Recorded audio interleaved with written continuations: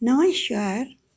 आज मैं आपको सुनीता विलियम्स जी के विषय में बताने जा रही हूँ, जो कि पिछले 9 माह से स्पेस स्टेशन पे फंसी हुई हैं और अभी 19 मार्च को उनकी सुरक्षित धरती पर वापसी की पूरी संभावना है। ये बात पिछले साल 5 जून की है, जबकि एक बहुत स्पेशल एयरक्राफ्ट अमेरिका ने लॉन्च किया था, जिसका नाम था बोइंग स्टार लाइनर। तो इसको स्पेस पे भेजा गया था, जिसकी के पायलट थी स्वयं सुनीता विलियम्स, और उसके जो कमांडर थे वो उनके साथी थे बैरी वुच और विल्मोर। तो ये दोनों एस्ट्रोनॉट्स उस स्पेस क्राफ्ट में बैठ के और स्पेस स्टेशन पहुंच तो गए, लेकिन जब वहाँ पहुँचे तो उन्होंने जब स्पेस क्राफ्ट को चेक किया तो वो वापसी के लिए सुरक्षित नहीं था।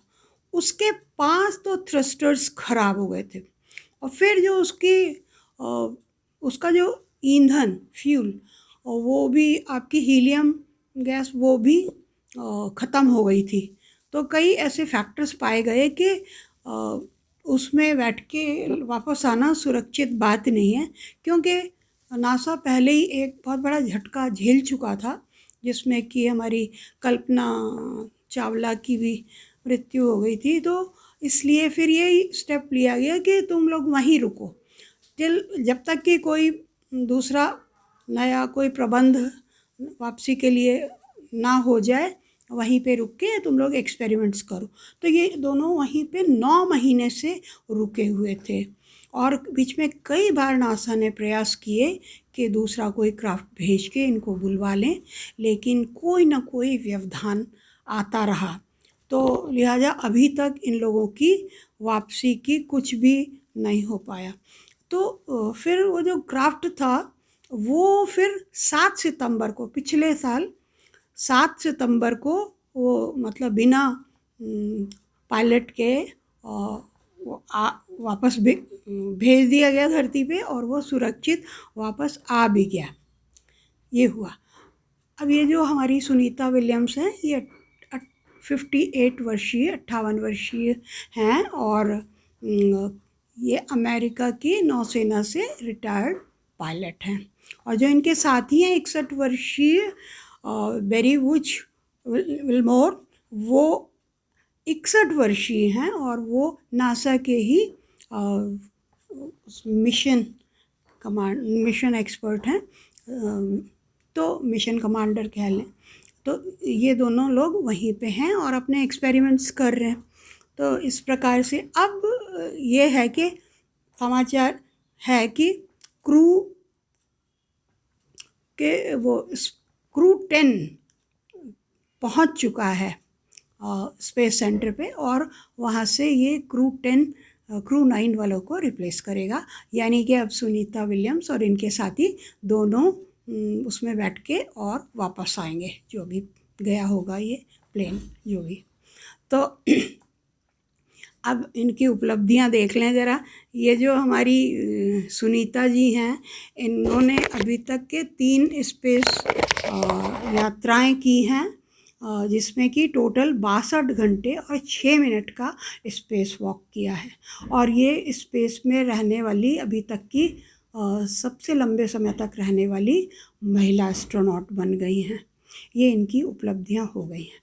अब ये है कि उम्मीद है कि ये जो 4 सदस्यीय दल गया है, ये वहाँ पे जिसमें कि 2 तो अमेरिकन्स हैं, 1 रूस के हैं और 1 जापान के। तो ये चारों लोग अब आगे इन लोगों के स्थान पर वो लोग काम करेंगे, और ये लोग हमारे दोनों ये एस्ट्रोनॉट्स वापस आ जाएंगे। और एक और थोड़ी सी चिंता की बात ये बोली जा रही है कि ये जो दोनों जने हैं, इनके शरीरों में कुछ ऐसे बदलाव संभावित हैं कि इनको यहाँ लौटने के बाद अपना नॉर्मल जीवन यापन करने में थोड़ी कठिनाई हो सकती है, क्योंकि इनके बॉडी को इस तरह की आदत हो गई होगी कि वो ग्रेविटेशन फ्री एनवायरनमेंट में रह रहे हैं इतने 9 महीने से।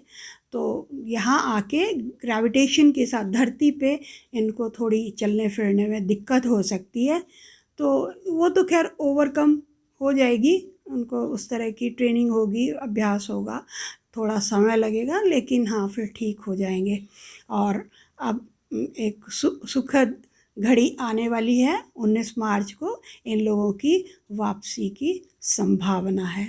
तो मेरी उस ईश्वर से यही प्रार्थना है कि दोनों जने सुरक्षित लौट कर आएँ और भावी पीढ़ियों के लिए, बाकी लोगों के लिए प्रेरणा का स्रोत बने।